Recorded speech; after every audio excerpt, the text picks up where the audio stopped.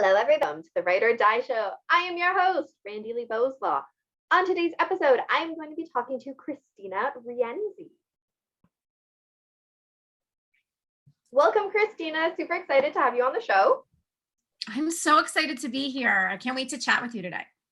I mean, we've already been chatting, so we had some technical difficulties before we got to actually start recording, and it's a little bit of a funny story, so I'm going to share it with everybody.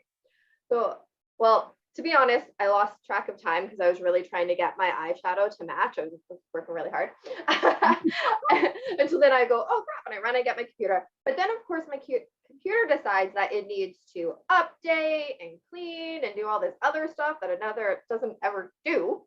So I'm like, oh no. So I log on to my phone. So me and Kristina, we were just chatting on my phone, waiting for the computer to load up so we can start, and talking about coffee and talking about movies. And yeah, it was a great time. And we already learned a lesson. We learned let it go, because you can't control it. Just let it go. That's right. It's not easy, but we learned, and we even sang the song a little. So that was fun. Exactly. It was great. So now that everybody's up to date with what we've already done, tell everybody a little bit about who you are. Sure. So my name is Kristina Rienzi. I am, in short, an author and a coach. My goals in life are to inspire and empower others and also entertain people with my fiction. I do write thrillers. I'm also writing self-help. I have my background, master's degree in counseling psychology. I have, like I said, I have my coaching certification. And I'm all about adding value and hoping that whatever you read of mine, be it fiction or nonfiction, it inspires and empowers. It gives you a little hope and helps you, what I like to say, embrace the unknown and kind of conquer your fears in life. And yeah, so that's a hard thing for me, and why I try to do it through my fiction. And I just hope to do, somebody gets something out of that as well. I need a sign that says embrace the unknown. Yeah. I'm writing it down. Write it down. That has always been my thing in fiction. And then I realized it's also my thing in nonfiction. It's also my thing in life. And that's where it kind of came from. Yeah. Stealing it. I'm going to make it. Who we are, steal it. Go steal away. Excellent. And so that's like what you do, but who are you?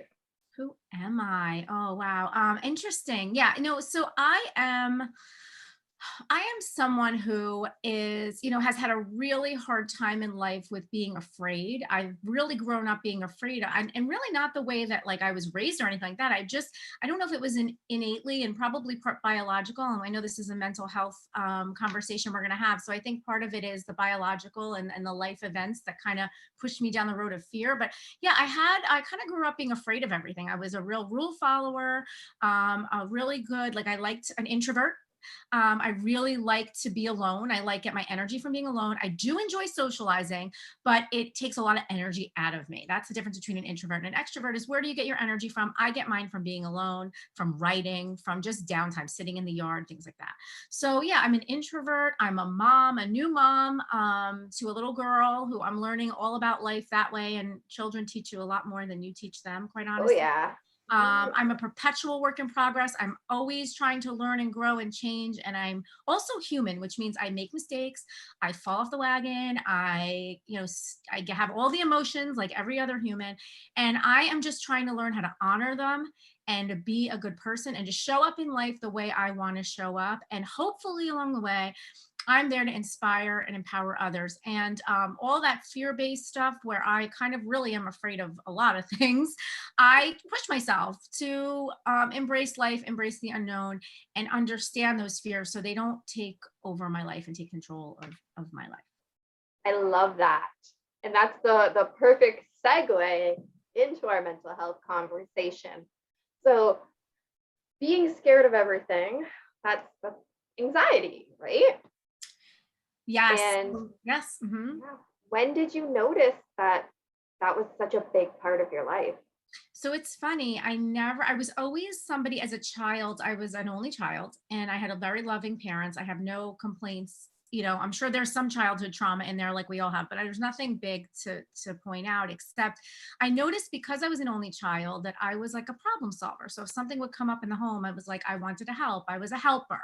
I was always a helper. I think that's why I went in the profession of, into counseling and also eventually coaching. But yeah, I noticed that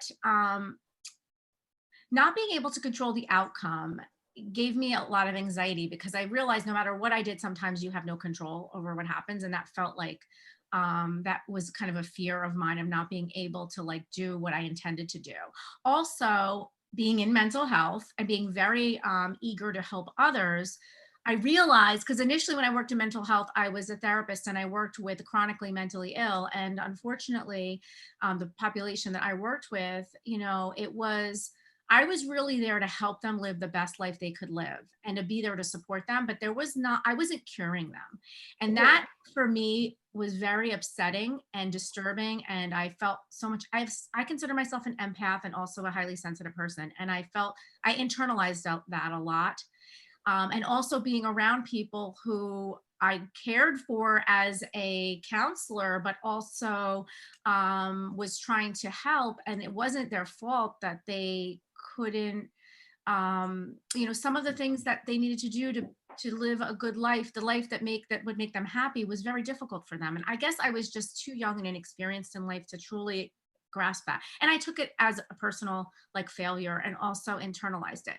So what happened was, because of all those things, I think, by the way, I think when you have a mental health condition, there is a predisposition biologically, and I believe that. And I think that that's what science has proved. But then there's a trigger, right? Like a stressful event in your life Yeah. that triggers it. I believe working in mental health triggered it for me. I remember very clearly saying to a colleague of mine, who I'm still friends with to this day, that we are only one stressor away from sitting on the other side of this table. Like, I've heard that before. Well, so I was in social services, employment counseling for 6 years. And that, yeah, that was kind of a saying that felt that when you're way. down, And I was yeah. yeah, and it was scared me, you know, and actually trying to help and internalizing and all those things that I couldn't, I really, and you do have a like a supervisor in counseling, which basically is like a therapist for you. You know, you have somebody helping you. Which is Um, good, important. which is great. But I think it was just, you know, and I was also the kind of person that did multiple things at one time. Like I was in graduate school, I was working 3 jobs, I was like I always have been a very driven, passionate person, but and I was a workaholic. So I took too much on. So anyway, all of those culminated in a massive panic attack where I thought, I didn't see the signs before, even though I was in the profession. This is the crazy part, right? You don't see the signs. You're not paying attention because you're in it. Yeah. And And it's so much easier to see outside than to see sure, inside. even though you're trained to do that, it Yeah. doesn't matter. There is something to be said for someone else, you know, helping. We all need each other is the bottom line. Yes. So I didn't see it. I had a massive panic. I didn't know what was happening. I literally thought I was dying. I thought I was having a stroke. It was so intense that I remember, and I was young, you know, I was in my, you know, mid 20s at the time. And I remember like I lived at home with my parents because I was in, you know, working and in grad school and all these things going on. And I remember like waking my mom up at like 3 in the morning and saying, like, I think I'm having a stroke. I can't feel my body. Like I'm numb, I'm tingling. My heart is, I'm in pain. My chest hurts. All of the things, what first started happening was my lips and my tongue went numb, and Oh, I freaked out, and it started a whole thing. Okay. So my mother panics, you know, takes me to the hospital, and yeah. they're like, there's literally nothing physically wrong with you. And I'm like, this doesn't make any sense. What do you mean? They're like, you're having a panic attack and you are, it's called hyperventilation syndrome, where you don't even realize that when you have anxiety that you're losing oxygen in your blood and you start to hyperventilate. But it's not hyperventilating like you know what that looks like. Yeah, like It's that. in your body. You don't do that. You're just sitting there and all of a sudden things start going numb and tingling. Very scary. Anyway, so that kind of opened my eyes to, I have to slow down. I have to pay attention. Now that I've had one of these things, I'm prone to them. Like now Yeah. and I'm just saying that because that's exactly what happened over the course of the next few years. While I was in grad school, I was still pushing myself because, you know, I was stubborn and like, I have to, you know, get a 4.0. And all of these things that were not necessary for me pushed me to have more of them. They were never, ever, ever, knock on wood, that bad again. Mhm. But I had them and I knew what they were. And I would get them often when I was driving because I was calm and relaxed. And I think when your body relaxes, those things come out. In other words, if Yeah. you don't deal with what you need to deal with in life, your body's going to tell you all about it. So Yeah. I would get nervous. Part of anxiety, having a panic attack and panic disorder, is that you fear your panic attacks. coming on. So you have them and you're like, this is horrible, this is terrifying.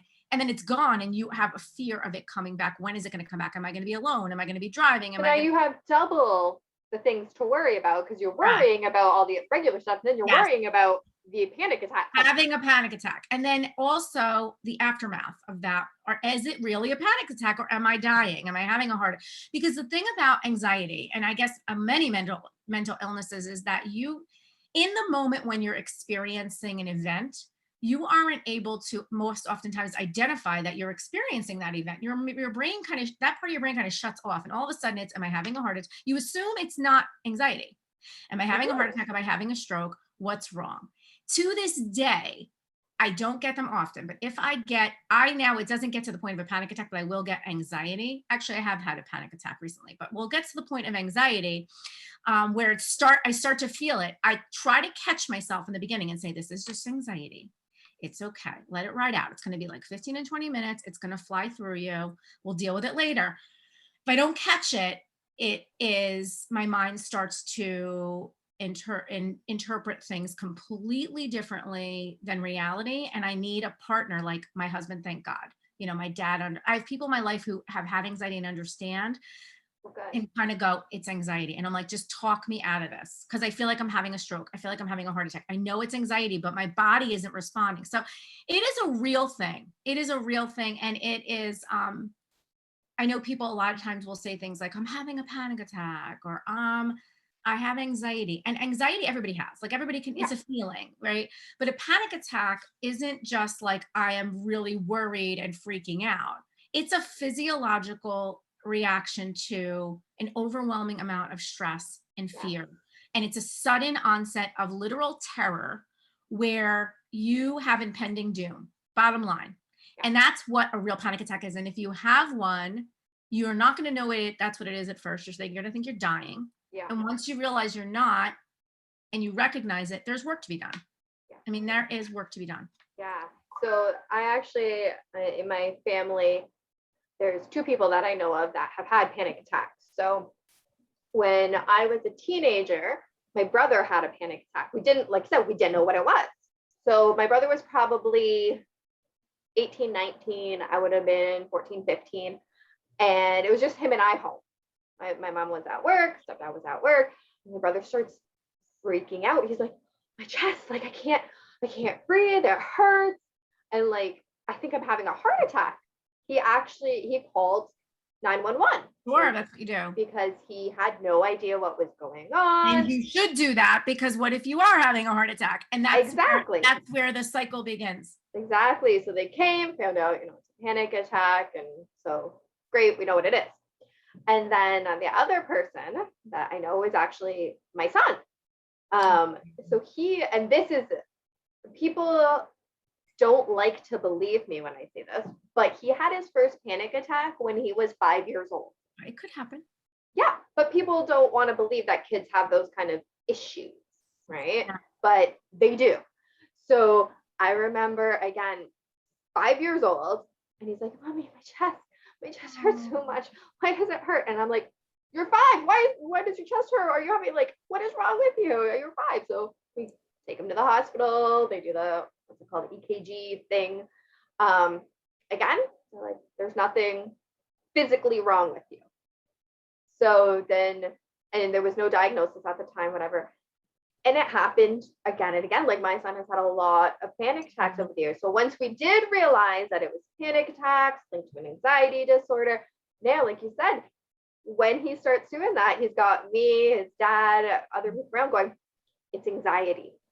You're okay. It's anxiety. Let's do, a breathing technique or whatever coping mechanism is going to work for you. But that's exactly it. And as a parent, it's scary. Oh, I can't imagine seeing my daughter. I can imagine, I can and I can't, because I've been through it. But yes, I'm sure it was terrifying. I'm sure it was terrifying, and you want to take it away from them. Yeah. So and pain. Yeah. Just be aware that if somebody is saying that, don't minimize it. It's not this small little ouchie boo boo you can kiss away. For sure. It's real physical pain. And I've never had one myself, but from seeing how many my son has had and listening to him talk about them, and you know, being all those hospital trips to just Yeah, make sure he's okay. yeah, It's sure. it's a very serious mental illness. Yes. And it's something that, like I said, anybody can have, anxiety, and there is a difference between just, anxiety and having a full-blown panic attack. But the idea behind anxiety is the same. And I think we can the best thing we can do as human beings when we're trying to be there for somebody who is having an experience in life that we've never had, and this goes for everything, is empathy.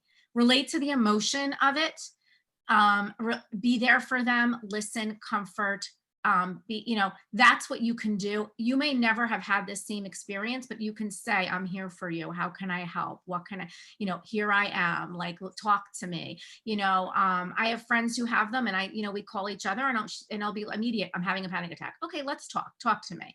Yeah. And I try, and what does help is distraction. We try to distract each other. And if we can't, we allow each other to say what's on our mind. It's okay. We're there for each other. We understand. And I think having people who specifically understand your mental health issues, or things that you're struggling with, is so important, because those are the people that, in those situations you can count on. And even someone who doesn't understand but loves you and is there for you. And I think the best thing we can do as human beings is really just try to empathize and understand each other. We don't have to have been in the same shoes that you were in, but we know you're human. We're human. You feel pain. I feel pain. You feel fear. I feel fear. Like, fear is fear. Let's connect on the emotion of it, and have empathy, and be there. And that is so, I know, for somebody who's been there for others, and someone who's needed someone to be there for them, that's all that matters, is knowing that you can't fix what's happening to me, but you can be there for me. You can hold my hand, you can distract me, you can, just sit with me. And most of the time, at least for a panic attack, within 20 minutes or so, it's gone. Yeah. Some people have them longer, some people have them more often. And if someone is having them all the time, persistent, and it's regular, that's different. That's more like a general anxiety disorder, and that obviously you need to go to the doctor and all of those things too. But and many people struggle with that, and that is lifelong as well. But certainly during a real sudden onset panic attack, being there for the person. And just, again, if you've never had it before and you're not sure, it's like calling 911 makes sense, because you don't know. And yeah, and I think for me, for someone who experiences these things, and I have had them very, very infrequently, and I actually, because of, I work really hard on myself, and I try to educate myself, and I try so hard, even though it's going to happen anyway, because it's my body or my brain that I can't control all the time, Yeah. right? I do have them less. And when I have them, I know why. It's like, oh, because this happened, and I'm worried about this in the back of my mind, and that makes sense. But it's still there. And it still Yeah. sometimes wakes you up in the middle of the night. I mean, you wake up at 3 a.m. with chest pains. You're scared. Yeah. And it could be, and most of the time, it could be anxiety, but you don't want to ever want to I take a chance. You never want just to take a chance. had an aha moment. So my mom, when I was younger, my brother was going through all the bad stuff he was going through. My mom used to have chest pains all the time, but she never took care of herself, like, for that, because she was so busy taking care of my brother and stuff that was going on. I bet you my mom was having panic attacks. Yeah, like, so a chest pain, like, it's like a sharp, and everybody has different symptoms of panic or even anxiety. Like, it's gonna come on. It's a sharp pain to your chest, like Yeah, I bet stabbing that. into your chest. And obviously, I couldn't, I don't know if I'm not a doctor, so I don't know if it was a medical thing, or maybe, sometimes caffeine does that too. But for sure, and I've talked to many people about this, when you have the chest pain, when it comes to anxiety, it's a sharp stabbing, like a knife, like a sharp pain. Yeah, And it's I very bet she specific was. kind of pain. Yeah. And And it it's, makes sense with everything that was going on in of the course, household at the time. It of totally makes course. And she's sense. holding the weight of the world on her shoulders. And as a mom, what moms carry emotionally, psychologically, Mhm. and emotionally for their, children and themselves. And Yeah. yeah, we internalize a lot of things. And that's why it's so important to talk about this stuff, because it is real. It is normal. And I think normalizing, talking about mental health is really important because, it's not, just about, the most extreme of cases, which there are. It's about the Yeah. everyday dealing with life when you've got some people who look like they have it all together. You never underestimate what someone is going through. And it's Yeah. because we're human. We're going to go through things and nobody's perfect. Nobody is, so I think talking about it, sharing it, making it normal, we can all benefit from that. Yeah, I love that. So now let's talk about some of the ways that you learn to deal with your panic attacks, your anxiety, or what coping mechanisms that you really found work for you. Yeah. So for me, there were so many things in the very beginning when it was severe and hyperventilation syndrome was out of control. That was the scariest thing, when my face would go numb. I did not like that at all. That scared me. That doesn't happen anymore. I maybe a little bit, but really not like my whole entire face going numb. That was terrifying. I would I be. had to literally use a bag and breathe into a bag. Like, it was that bad. Over time, self-awareness, as a coach, I have a coach. I went through coaching school. I've educated myself. I try to be there, be as a human, there for others, and try to empower, inspire, like I said, others through my writing. But that helps me to make sure that I'm taking care of myself, is the number one thing. So take care of yourself, whatever that looks like. Make sure you're getting the time and space you need to de-stress, whether it's sitting outside for 5 minutes, going for a walk, talking to a friend.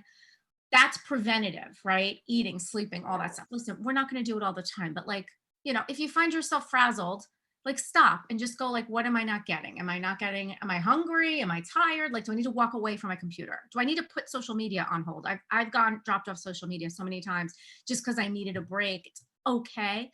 When it's happening, for me, what works best is just number one, distracting myself. First, let me rewind. Recognizing it is anxiety. Yeah. So I talk to myself. It's just anxiety. It's okay. You're not having a heart attack. And then I will check in. Thank God for my husband. This is how I'm feeling. It's anxiety, right? Yes. I'm not having a heart attack. No. I'm not having a stroke. No. It's anxiety. Okay. It's like, thank you. I need validation. And then I talk to myself. It's just anxiety. This is why you're having it, whatever. It's still there. It's not gone. Yeah. And then I distract myself. I go on social media. I'll watch something on TV if it's at night, and everyone's sleeping and I need like that time, or I'll go for a walk, or I'll call a friend. For me, the fastest way out of a panic attack, or at least to get it to de-escalate, is conversation with somebody else, because all of a sudden my brain is on you and not me.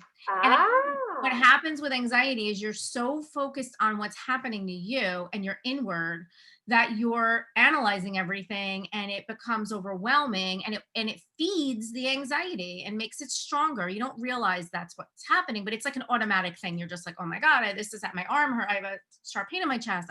So my fastest way out always has been a phone call. Like, when I used to happen when I was younger, I would call my mom. I would call, now I'll call a friend. I'll call, my husband. I'll call even my dad. He gets it. We're all kind of, I'll call a family. I'll call a friend. I'll call someone, and Yeah. just having a conversation, even if, and I'm literally, most of the time I'll say, I'm having a panic attack. I'm having severe anxiety. Like, just talk to me. Like, just, how was Yeah. your day? Like, just kind of like start a conversation with me. And then before I know it, I'm focused on them. I may still be having like the residuals, because it takes a little while for your body to it's like a fight or flight. It takes a while for your body to slow down, but I'm not suffering because I'm not paying attention to it. That's why they say, like, find 5 things that are orange, or count Yeah. whatever the different methods are. It's distraction. It is not easy to do. But yeah, I think get a buddy. I would say get a buddy, a friend, a family member who gets it, and have them on speed dial and just say, listen, can you be my person that I call when I'm having an anxiety attack? I need to talk. And see if it works for you. It might not work for you. It might be going for a walk, sitting out inside, listening to music, reading a book, like watching a show. It might be that Having a you just, nap. yeah, That's mine. I go for naps. yeah. Love naps. If you can calm yourself down enough to sleep, absolutely. And I think it's whatever works for you to make yourself not pay attention to it. So yeah, for sure. I mean, I think it's like just try all these different things and see Yeah. what works. But for me, it's people. People Yeah. help people, and that's what I know is my people. I love how you're like find your people because so we have we've got cats too, but we have got dogs, and so it's always um Dogs it's just help too, and cats. They yeah. know. Oh yeah, They but it know. Yes, will animals. Sorry, always thanks be for that. like, oh, because the one dog is actually my son's service dog. And so when he is upset and Freddie, the dog, goes over to him, and my son will be like, oh, just leave me alone. I'm like, he's not going to leave you alone because you're his people. Yeah, that you're absolutely right. And I forgot about animal people. I'm an I have dogs, I've had cats, and I love my babies, my fur babies. And yes, animals will automatically sense something's not right usually. And they'll be there for you. And if you just need to kind of pay attention to them, definitely. Animals are healers for sure. Yeah. Yeah. Freddie decided I was his people when my brother died, and he did not leave my side. He was like right there with me. He just knew that, mom needed some love. Sure. No, they're like little intuitive, beings. I know. It was just awesome. When you don't even know you need them, they know you need them. They know. They know. They're so sweet. Awesome. So thank you so much for sharing all of that. Those were some really awesome, insightful tips. Now let's talk about where people can find your books.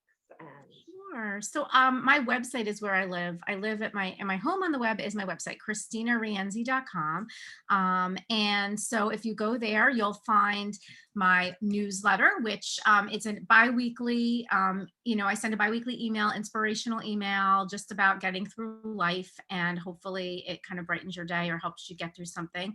And also all of my books there are links to my books to all the retailers on my website. I'm on Amazon and Barnes and Noble and all the other places where you can buy books. And I'm also on Audible. I have 2 audiobooks, Among Us, which is a government conspiracy thriller, sci-fi thriller. And I also have Winter Road, which is and so, yeah, and it's a holiday thriller. I call it also because it takes place over the holidays. So yeah, I have 2 wait, audiobooks. what was that one called?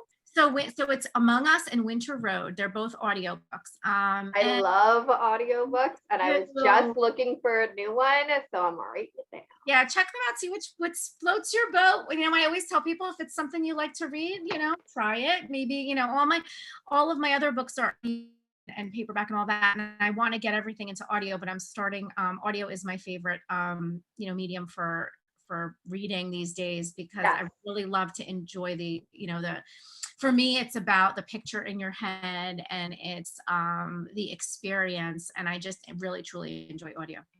Yeah, and I love it because I'll listen to it while I walk my dogs, or if I have to drive a long distance or something. It's just nice to have something different to listen to.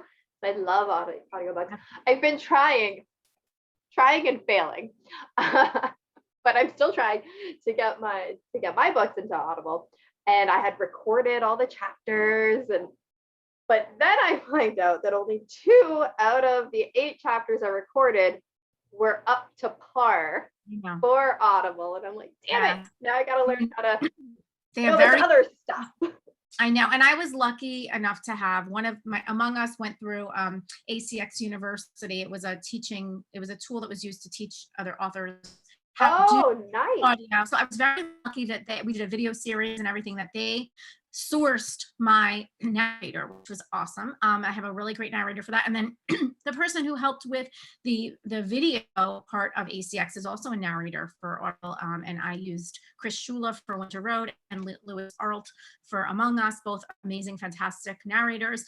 But I was lucky for that because I am doing nonfiction now, and I'm wondering, should I do my own nonfiction audio, which makes sense. It totally makes sense. Well, that's what mine is. It's nonfiction, like it's my story. So yes, I want to read it. Definitely. And so, yeah, now I'm like wondering, we'll have to talk offline about that and what can be done, because I'm like, I want to do the right thing and have it get accepted. But yeah, it's, I also want to mention that in terms of finding me, I would love to connect on Instagram. Like I love Instagram. I'm on there. I post, inspirational messages. I do videos. My interviews go on there. So anyone that's on Instagram, Kristina Rienzi is my little tags. Yes, I was going to say, where can people follow you? Any other places, or pretty much Instagram's your jam? Yeah, I hang out on Facebook sometimes, but mostly Instagram. That's kind of where I plan to do, any videos or anything for the future will be there. So okay, awesome. And we will of course have those links in the description below so that you can very easily find Kristina, give her a follow, get a hold of her books, whether it's the paperback or the audio. I personally am going to go with the audio version because, like I said, I've been looking for a new one to listen to. So perfect. And one more thing I want to add, just Yes. because I forgot, and I always forget, I'm a terrible promoter of myself, but I am finishing up my nonfiction called Be Happy Now, and it's a book on happiness and 5 just simple steps to happiness on demand. And so that should be coming out hopefully in the fall. But if you are an email subscriber or newsletter subscriber of mine, I will give you the ebook free first. So that's important if you want that, to get that. So there's always, even though there's the thrillers, there's the help. So, I'm here to help you embrace the unknown in all the ways. Love all of that. So thank you, Kristina, so much for being on the show. Thank you for having me. It was so much fun talking with you. Truly a pleasure. Well, that was so much fun. And that was a pretty big aha moment I had. Maybe I'll have to inform my mother of that. See what she says. I don't think she'll believe me, to be honest. But we'll see. If you are part of our Patreon, then we will have some behind the scenes footage of a conversation that me and Kristina continue to have after the interview. So you can go on over there and check that out when it gets posted. As well, be sure to hit that like and subscribe button here at the channel. Show us some love. Share this message out. People are always asking me, let me know what I can do to help. Share the channel. By sharing the channel, you are sharing all of this important information and you are helping to show that you support mental health. So that is the biggest thing that you can do. Of course, if you want to show support in other ways, like I said, the Patreon page and the merch store, because 10% of the proceeds does go back to the Canadian Mental Health Association or addiction services if you buy from our special line. And remember, the only way to end the stigma of mental health is to speak openly and honestly.